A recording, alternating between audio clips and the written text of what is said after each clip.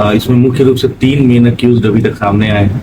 इसमें एक खुद उसकी माँ है रेशमी देवी, दूसरा भीम राम है, और तीसरी एक जो तंत्र मंत्र करती है ओझा गुनी जिसको भी कहते हैं, एक महिला है शांति देवी। जो मृतिका की माँ है और भीम राम के बीच करीब 10 वर्षों से अनैतिक संबंध की बात सामने आई है, और उनके जो पति हैं वो महाराष्ट्र में कुछ रोजगार करते हैं और कम ही घर आना जाना हो। एक मासूम की मुस्कुराहट जिसे उसके अपने ही घर की नजर लग गई।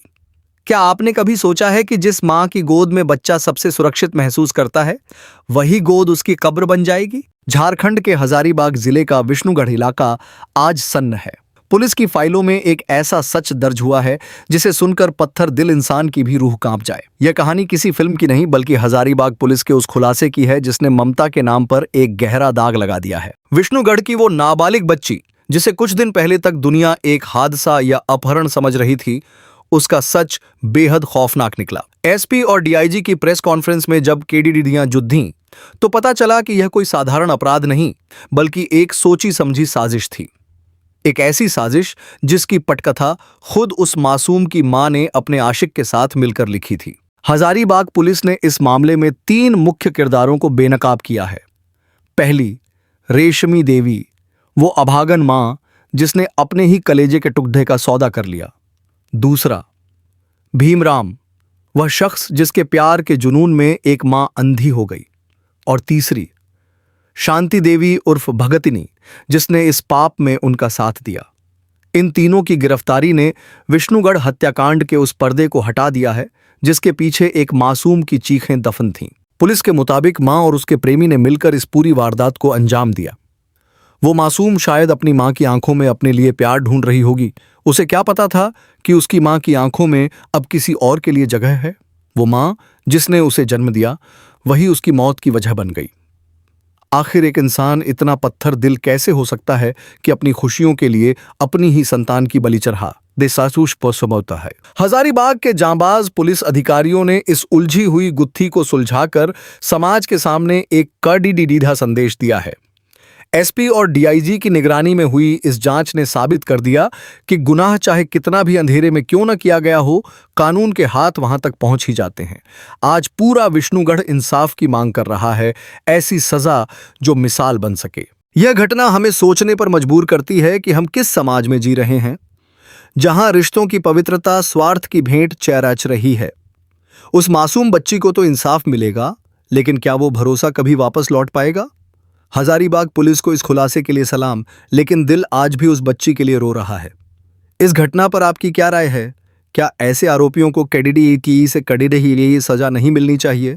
कमेंट्स में जरूर बताएं।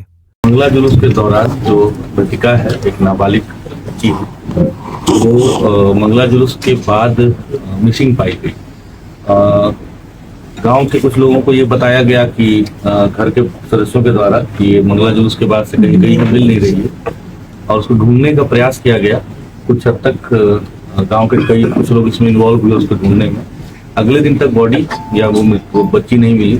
फिर जब अगले दिन उसका मृत शरीर के बारे में जानकारी प्राप्त हुई, हम लोगों ने FIR किया। इसमें मुख्य रूप से 3 मेन अक्यूज अभी तक सामने आए हैं।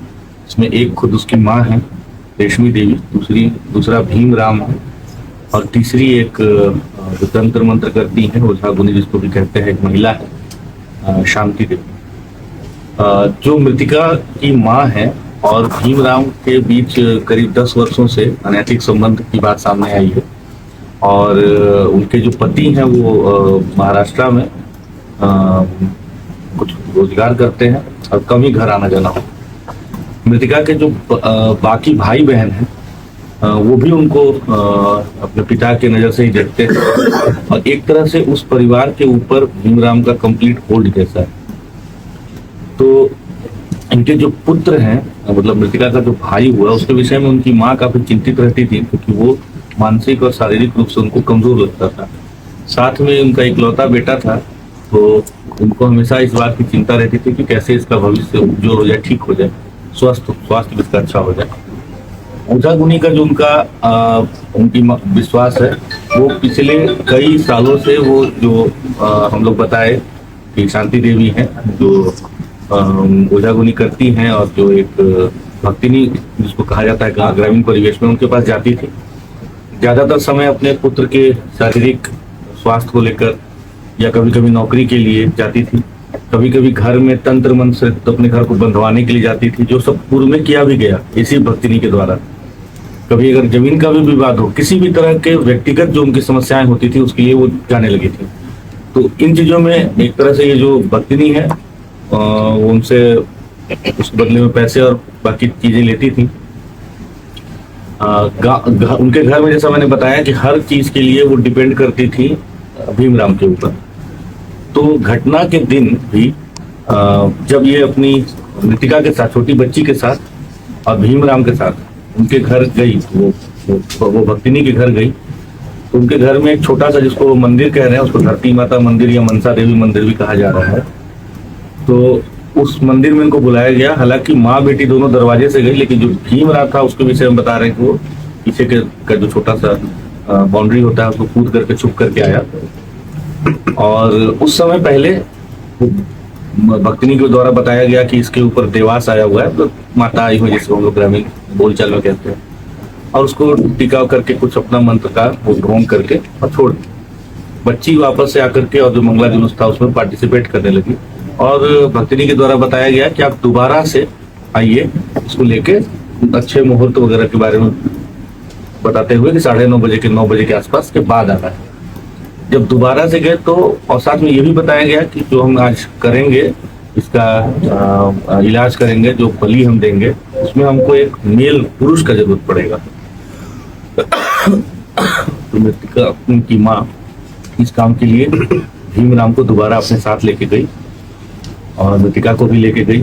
उसको, बच्ची को पहले बताया गया कि उसको वहां बिठा करके वो मंदिर में, जो छोटा सा है मंदिर तो कहा जा रहा है, जो भी वहां पे बिठा करके उसको पूजा वूजा किया गया, टीका होगा कुछ किया गया। उसको मुकुंदाना और इलायची वगैरह का प्रसाद खिलाया गया और बोला गया कि तुम्हारे ऊपर कुछ दोष है, आज हम लोग जो उपचार कर रहे हैं इससे तुम दोष मुक्त हो जाओगे। फिर इनकी मान्यता थी कि जो वहाँ बसवाड़ी है, जो हमारा जहाँ से हमें शव बरामद हुआ बाद में, उसी बसवाड़ी में वहाँ के भूतों को बांध के रखते हैं, ये कह करके इसको वहां ले गए और फिर वहां इसको लेटने के लिए कहा गया।